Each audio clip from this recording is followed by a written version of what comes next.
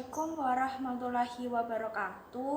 Perkenalkan, nama saya Dewi Yuliana Ariski, NIM 043, kelas PGMIE. Di sini saya akan mempresentasikan tentang teori pendidikan multikultural menurut para ahli.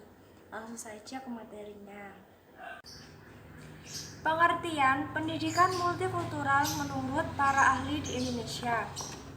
Yang pertama, menurut Musya Asy'ari, beliau berpendapat bahwa pendidikan multikultural adalah suatu proses pemberian pelatihan tentang cara hidup untuk saling menghormati dengan tulus dan meningkatkan toleransi terhadap keberagaman budaya di Indonesia yang sangat plural. Kedua, menurut Ainur Rafiq Dawar, pendidikan multikultural adalah suatu proses yang berkesinambungan dalam upaya mengembangkan potensi dan keterampilan yang dimiliki manusia dengan cara menghargai heterogenitas dan pluralitas sebagai suatu konsekuensi adanya keberagaman suku, etnis, budaya, maupun aliran atau agama. Yang ketiga, menurut Hujair Ahsanaki, pendidikan multikultural adalah merujuk pada proses pembaruan sistem pendidikan berbasis keragaman yang bersifat strategis, problematik, aspiratif, dan senantiasa menyentuh aspek aplikasi sehingga dapat merespon terhadap kebutuhan masyarakatnya.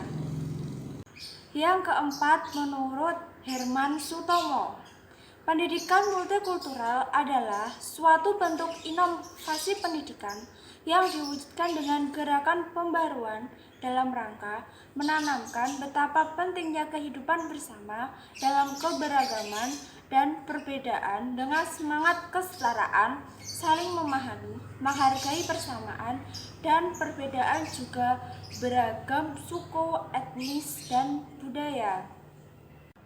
Yang kelima, menurut H.R. Tilaar, pendidikan multikultural menuju pada suatu wacana lintas batas yang bertujuan mengupas berbagai persoalan tentang hak asasi manusia, keadilan sosial, musyawarah, agama, moral, dan isu-isu politik. Selanjutnya, pendidikan multikultural menurut para ahli di luar negeri.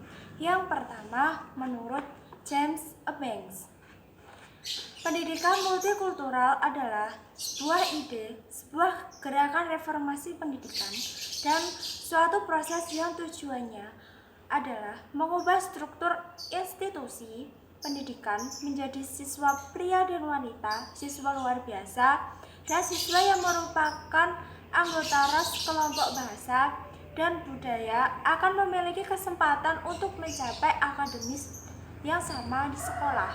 Kedua, menurut Hilda Hernandez, pendidikan multikultural adalah sebagai perspektif yang mengakui realitas politik, sosial, dan ekonomi yang dialami masing-masing individu dalam sebuah pertemuan manusia dengan beragam secara kultur dan merefleksikan pentingnya budaya, ras, suku, agama, gender, dan status sosial dalam pendidikan.